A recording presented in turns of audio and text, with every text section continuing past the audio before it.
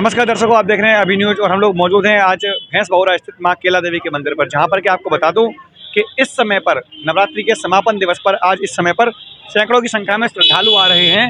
लेकिन उनको कितनी दिक्कतों का सामना करना पड़ रहा है ये आप स्वयं देख सकते हैं। यहाँ पर गाड़ियों के आवागमन से लगातार जाम लग रहा है, क्योंकि नगर निगम की लापरवाही से यहाँ आसपास के क्षेत्र में काफ़ी गड्ढे कर दिए गए हैं और बताया जा रहा है कि इन गड्ढों की वजह से बार बार यहाँ पर जाम लग रहा है। मैं आपको बता दूं कि ये गड्ढे आज से नहीं, कम से कम 10 से 15 दिन पूर्व किए गए थे। और क्योंकि इस समय पर नवरात्रि के इस अवसर पर इस मंदिर में तो भीड़ आती ही है, लेकिन यहीं ठीक सामने जो चतुर्वेदी समाजवाड़ी है, इसके अंदर भी यहाँ पर रामलीला का आयोजन किया जा रहा है, जो कि प्रतिदिन रात की 7 बजे से लेकर रात को 11 बजे तक यहाँ पर लीलाएं चलती हैं। और इन सब आयोजनों के बावजूद भी सड़क की क्या हाल है हम आपको दिखाते हैं, आइए देखिए मेरे साथ। तो दर्शकों, वे आपने देखे किस प्रकार से इस समूचे मार्ग पर गड्ढे बने हुए हैं और किस प्रकार से स्वयं यहाँ पर जो अतिक्रमण के शिकार लोग हैं वो कितने परेशान हो रहे हैं। इसी विषय पर बात करने के लिए मेरे साथ मौजूद हैं यहीं के एक स्थानीय व्यवसायी। बात करेंगे इनसे, क्या कुछ कहना चाहेंगे इस मार्ग के बारे में। देखिए, ये जो परेशानी है सड़क की और गड्ढे की, हाँ, ये जो परेशानी है सड़क की और गड्ढे की, ये काफ़ी टाइम से है। और यहाँ के जो पार्षद हैं वो इन सब चीज़ों पर ध्यान नहीं देते हैं। ठीक है, यहाँ पर अभी ये काम हुआ है, ये जो लाइन है ये अभी 2-2 फुट मतलब खोदी गई थी। ठीक है, लेकिन इसको 2 फुट की जगह फिर 4 फुट का ऑर्डर आया। तो जब ये 2 फुट खुद गई, उसके बाद में ये सारी क्या है कि ईंटें भी लग गई। उसके बाद में इसको दोबारा खोदा गया और इसको फिर 4 फुट। मैं ये कहना चाहता हूँ कि अगर कोई काम हमारे यहाँ पर हो रहा है तो वो प्रॉपर तरीके से हो और उस पर कहाँ कितना क्या होना चाहिए, क्या नहीं होना चाहिए, अगर उस पर एक बार भी ध्यान दिया जाए तो ज़्यादा बेटर है। क्योंकि देखिए, परेशानी सबको होती है, क्योंकि हमारा भी यहाँ पर काम है।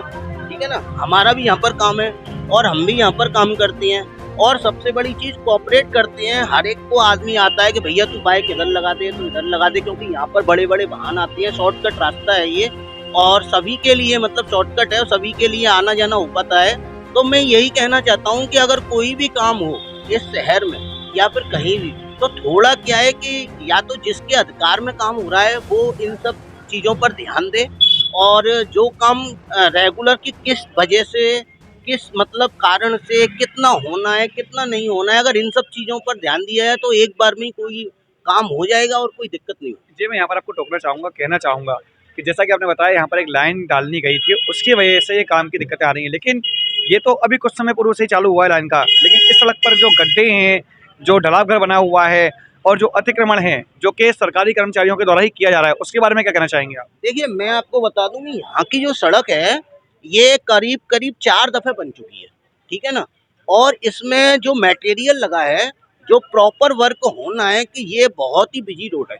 पहली चीज़ तो यहाँ पर क्या है, बड़े बड़े वाहन आते जाते हैं और इसको ये जो आपने सीमेंटेड की ईंटें और इसको क्या बोलते हैं, इंटरलॉकिंग। हाँ, इंटरलॉकिंग की जो आपने सड़क बनाई है, इसको आरसीसी की बनाते अगर ठोस तरीके से तो ये प्रॉब्लम नहीं आती। दूसरी चीज़ मैं आपको बता दूं कि ये जो आप किनारा मतलब कोने जो देख रहे हैं, कॉर्नर, इन कॉर्नरों को सही ढंग से प्रॉपर तरीके से बनाया नहीं गया है।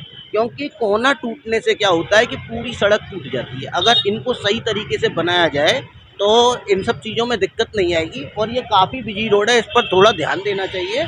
और क्योंकि बड़े बड़े वाहन आते हैं, वाहन का पहिया क्या है धस जाता है, बहुत वजन होता है उनमें। तो इस वजह से क्या है कि इस रोड पर काफ़ी ने थोड़ा सा ध्यान देना चाहिए। और जब भी ये रोड बने तो कोई भी जिसके अधिकार में बने, क्षेत्र अधिकारी कोई भी आकर के सबसे पहले यहाँ पर क्या मटेरियल लग रहा है, किस तरीके की हो रहा है, किस तरीके का रोड है, इस पर थोड़ा सा ध्यान दें, वो ज़्यादा बेहतर। एक आखिरी प्रश्न मैं पूछना चाहूँगा कि नवरात्रि का समय चल रहा था, यहाँ पर एक आपके पास में ही यहाँ पर एक रामलीला सभा द्वारा यहाँ पर रामलीला की जा रही है। नवरात्रि के समय पर पड़वा से लेकर के आज 9वीं तक यहाँ पर माँ केला देवी के मंदिर में तमाम श्रद्धालु आते हैं दर्शन करने के लिए। इस समय आप देख पा रहे हैं आपके पीछे भी जाम लगा हुआ है। तो ये समस्याएं जो आ रही हैं, इसके बारे में क्या कहना चाहेंगे आप? देखिए, जाम की समस्या तो ऐसा है कि हमारे बराबर में कोतवाली है। ठीक है ना, और यहाँ पर ट्रैफिक पुलिस भी लगी रहती है। लेकिन क्या है कि अपने मतलब वैसे तो सब काम अपने तरीके से करते हैं, लेकिन जो काम उनको अपने प्रॉपर तरीके से करना चाहिए वो हैंडल नहीं कर पाते हैं। क्योंकि बहुत से आदमी ऐसे आते हैं कि जिनको इस वजह से कि भाई ये खड़ा हुआ है या फिर ये है, तो बहुत से आदमी अपना कार्ड दिखा करके या फिर अपना कि यहाँ पर मेरा घर है, बाइक खड़ी कर जाते हैं ऊट पटांग मतलब। तो सबसे बड़ी चीज़ ये तो भाई प्रशासन का थोड़ा सा काम है, उस पर थोड़ा सा ध्यान दें तो यहाँ पर ट्रैफिक की व्यवस्था ठीक हो जाए। क्या त्योहारों के समय पर इस प्रकार की व्यवस्थाएं जो इस वक्त दिखाई दे रही हैं, व्यवस्थाएं, ये होनी चाहिए थी? ये बिल्कुल नहीं होनी चाहिए। सबसे पहली चीज़ तो ये है, अब ये 4 व्हीलर जा रही है अभी आपके सामने। इसको क्या है कि यहाँ पर मेले के टाइम पर 9 दिन तक का मेला चलता है, और यहाँ पर क्या है, शासन को, प्रशासन को, सबको पता है।